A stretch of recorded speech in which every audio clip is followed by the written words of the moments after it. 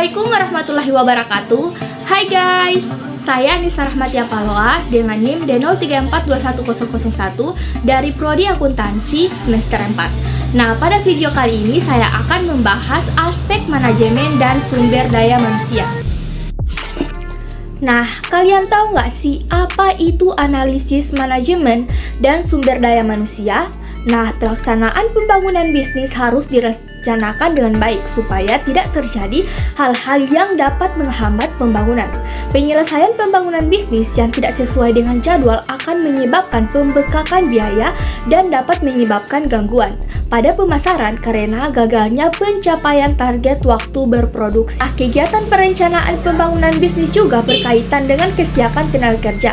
Tenaga kerja pada suatu bisnis memegang peranan yang sangat penting, baik pada bisnis yang padat teknologi maupun pada bisnis tenaga kerja. Perbedaannya adalah pada bisnis yang padat teknologi, proporsi tenaga kerja terambil lebih besar dibandingkan dengan proporsi tenaga kerja kasar. Sedangkan pada bisnis yang padat tenaga kerja, proporsi tenaga kerja terambil lebih kecil dibandingkan dengan proporsi tenaga kerja kasar. Nah, selanjutnya ada pun tujuan dari aspek manajemen dan sumber daya manusia. Yang pertama ada menganalisis penjadwalan pelaksanaan pembangunan bisnis. Kemudian menganalisis jenis-jenis pekerjaan yang diperlukan dalam pembangunan bisnis. Kemudian menganalisis waktu yang diperlukan untuk melaksanakan setiap jenis pekerjaan yang diperlukan untuk pembangunan bisnis. Nah, kemudian menganalisis biaya yang diperlukan untuk melaksanakan setiap bisnis pekerjaan yang diperlukan untuk pembangunan bisnis. Kemudian menganalisis persyaratan yang diperlukan untuk mengaku pekerjaan pada suatu bisnis. Kemudian menganalisis struktur organisasi yang cocok untuk menjalankan bisnis. Menganalisis metode pengadaan tenaga kerja untuk menjalankan sebuah bisnis. Kemudian menganalisis kesiapan tenaga kerja untuk menjalankan suatu bisnis. Nah, kemudian ada perencanaan dan penjadwalan proyek. Nah, tahap perencanaan proyek ini merupakan tahap yang penting sebelum kegiatan bisnis dijalankan karena kegagalan dalam menyusun perencanaan proyek akan berpengaruh terhadap kegiatan-kegiatan yang lain. Tapi ini mengidentifikasi berbagai kegiatan yang perlu dilakukan, lama waktu kegiatan, pelaksanaan untuk masing-masing kegiatan, biaya untuk setiap kegiatan yang harus dilakukan, serta bahan dan peralatan yang diperlukan untuk setiap pelaksanaan kegiatan. Tujuannya adalah agar kegiatan dapat berjalan dengan lancar sesuai dengan waktu yang telah ditetapkan. Nah, kemudian ada hal-hal yang perlu diidentifikasi pada perencanaan proyek, yaitu yang pertama ada kegiatan-kegiatan yang diperlukan pada pembangunan proyek. Kemudian pihak rekan sumber daya manusia yang akan melakukan setiap tahap pelaksanaan kegiatan. Kemudian ada fasilitas yang diperlukan untuk setiap tahap pelaksanaan kegiatan. Kemudian waktu mulai setiap pelaksanaan tahap pekerjaan. Kemudian ada waktu berakhirnya setiap pelaksanaan tahap pekerjaan. Kemudian ada bahan dan peralatan yang diperlukan setiap tahap pekerjaan. Kemudian ada biaya yang diperlukan untuk setiap pelaksanaan tahap pekerjaan. Kemudian ada pengawasan yang diperlukan untuk setiap pelaksanaan tahap pekerjaan.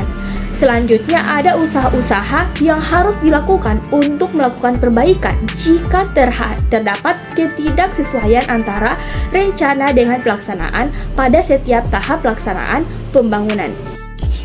Nah, kemudian terdapat beberapa teknik yang dapat digunakan dalam perencanaan dan penjadwalan proyek. Yang pertama ada Bagan atau GANTT. Nah, Bagan GANTT ini pertama dikembangkan oleh Henry Londren GANTT. Bagan GANTT dapat memberikan informasi tentang jenis-jenis pekerjaan yang akan dilakukan dan lama waktu untuk setiap kegiatan. Kemudian ada PERT, yakni Program Evaluation dan Review Sequence. Nah, PERT ini dikenalkan kali pertama oleh Bos Alin Helmanto 1958. PERT ini muncul untuk mengurangi keterbatasan-keterbatasan yang ada pada Bagan GANT. Pada prinsipnya, PERT ini adalah teknik penjadwalan suatu proyek dengan cara membagi proyek atau kegiatan induk menjadi kegiatan-kegiatan yang lebih kecil. Kemudian ada JPM, Critical Path Method. Nah, CPM ini adalah singkatan dari Critical Path Method atau metode jalur kritis. Nah, jalur kritis tersebut adalah pertama antara titik dimulai sampai dengan titik penyelesaian proyek. Perbedaan antara metode PERT dengan CPM terletak pada faktor pendekatan. PERT lebih menekankan pada faktor waktu, sedangkan CPM lebih menekankan pada faktor biayanya. Nah, selanjutnya ada deskripsi jabatan. Nah, yang pertama identifikasi jabatan, kemudian ringkasan jabatan. Selanjutnya tugas yang harus dilaksanakan, kemudian pengawasan yang diberikan dan diterima. Selanjutnya ada hubungan dengan jabatan-jabatan lainnya. Dan yang terakhir ada bahan-bahan, alat-alat, dan mesin yang digunakan. Kemudian ada kondisi kerja. Nah, yang selanjutnya ada spesifikasi pekerjaan. Nah, pada spesifikasi pekerjaan ini, setelah deskripsi perjalanan dibuat, langkah selanjutnya adalah menentukan siapa saja yang akan menjalankan pekerjaan tersebut. Untuk dapat menjalankan pekerjaan sesuai dengan yang telah diuraikan dalam deskripsi jabatan, diperlukan orang yang cocok untuk mampu melaksanakan segala tugas dan kewajiban sesuai dengan deskripsi jabatannya. Proses penentuan kriteria orang-orang yang dapat mengaku jabatan disebut dengan spesifikasi jabatan. Kemudian, spesifikasi jabatan ini adalah penentuan syarat-syarat minimum yang dapat diterima agar seseorang dapat menjalankan suatu pekerjaan dengan baik. Contohnya, spesifikasi jabatan untuk seorang teller pada sebuah bank pekreditan rakyat atau biasa kita kenal dengan BRI adalah sebagai berikut. Nah, cara-cara yang dapat digunakan untuk menentukan kebutuhan tenaga kerja adalah yang pertama metode Workforce Analysis atau WFA. Nah, metode ini pada umumnya digunakan untuk menentukan kebutuhan tenaga kerja pada bagian operasional, di mana suatu hasil pekerjaannya mudah diukur, sedangkan untuk pekerjaan seorang mondar, supervisi, dan staf metode ini sulit untuk dilakukan karena satuan hasil kerja sulit diukur. Kemudian ada metode antrean. Nah, metode antrean ini merupakan metode penentuan jumlah karyawan yang optimal dengan berdasarkan pada teori antrean.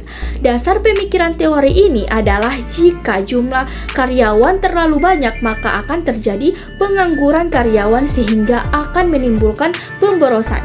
Sebaliknya, jika jumlah karyawan terlalu sedikit, maka akan terjadi antrian yang panjang sehingga optimalisasi profit tidak akan tercapai. Metode ini cocok digunakan untuk beban kerja yang bervariasi setiap harinya. Nah, kemudian ada rekrutmen karyawan. Yang pertama, melalui iklan. Nah, penarikan karyawan melalui iklan dapat dilakukan melalui media cetak maupun media elektronik. Contoh media cetak adalah surat kabar atau koran, majalah, leaflet, sedangkan elektronik adalah televisi, radio, maupun melalui internet. Kemudian ada kantor penempatan tenaga kerja.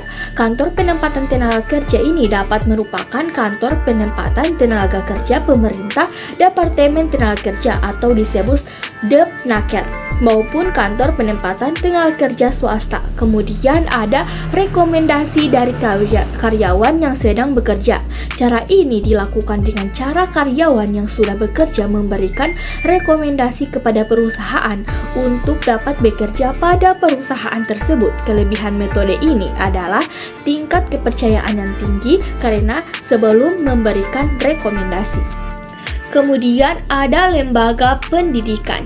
Perusahaan dapat menjalin hubungan dengan lembaga-lembaga pendidikan yang menghasilkan lulusan yang sesuai dengan spesifikasi karyawan yang dibutuhkan.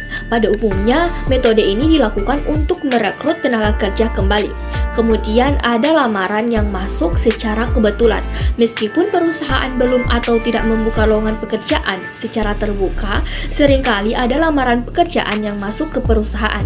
Pada saat perusahaan membutuhkan tenaga kerja, perusahaan dapat membuka kembali lamaran yang masuk dan memanggil pelamar yang sesuai dengan spesifikasi jabatan. Kemudian ada leasing. Nah, leasing ini dilakukan secara mengontrak tenaga kerja dalam jangka pendek. Metode ini cocok dipekerjakan berfluktuasi. Misalnya, ada pesanan yang cukup besar sehingga perlu menambah tenaga kerja dalam jangka pendek. Nah, kemudian terdapat berbagai macam struktur organisasi. Yang pertama ada struktur organisasi. Nah, fungsional struktur organisasi ini merupakan struktur organisasi yang mengelompokkan individu-individu pada organisasi berdasarkan pekerjaan yang sama. Struktur demikian cocok diterapkan pada organisasi yang masih kecil dengan sumber daya terbatas dan lini produk yang dapat dihasilkan tidak banyak. Kemudian ada struktur organisasi produk. Nah, struktur organisasi produk ini merupakan struktur organisasi yang mengelompokkan individu-individu organisasi berdasarkan jenis produk yang dihasilkan. Pada struktur organisasi ini, individu-individu yang memproduksi atau memasarkan produk yang sama dikelompokkan menjadi satu. Kemudian yang terakhir ada sumber daya manusia. Nah, sumber daya manusia ini disebut juga dengan struktur matriks. Nah, struktur matriks ini merupakan kombinasi dari struktur organisasi fungsional dan struktur organisasi produk.